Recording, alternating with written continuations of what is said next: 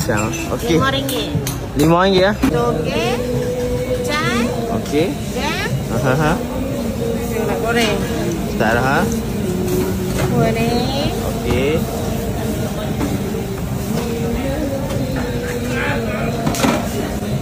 Ni sebekas ni untuk over ni, over biji.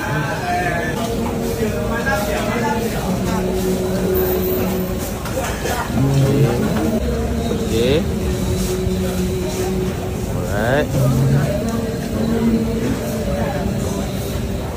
Okey. Okey.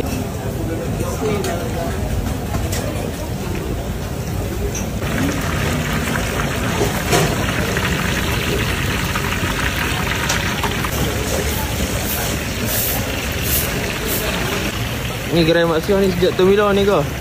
1970. Oh, dah lama, dah 55 tahun dah.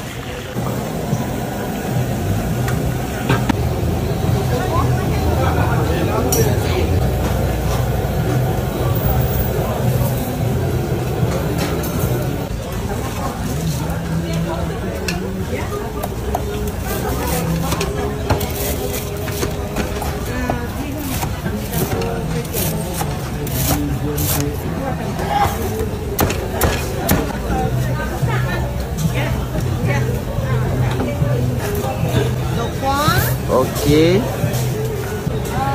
Timun. Okey.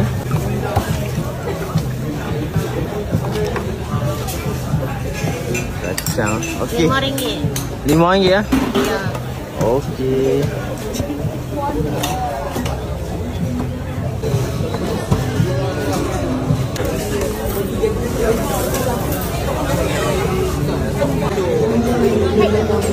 Okey kak. Bagi campur mi kuetiau bihun. Makan Okey betul.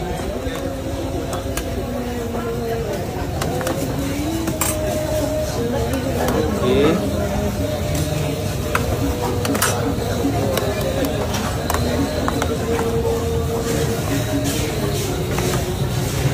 Mana pun telur ke? Boleh telur. Kau kacang boleh nak? Nah, on.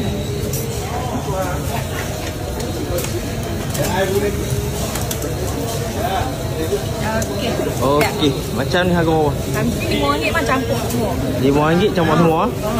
Okey. Kami mula jam 6.30 pagi sampai tengah hari. Okey, 12 tengah hari. Cuti hari Selasa. Okey. Lokasi Market Kampung Jaya.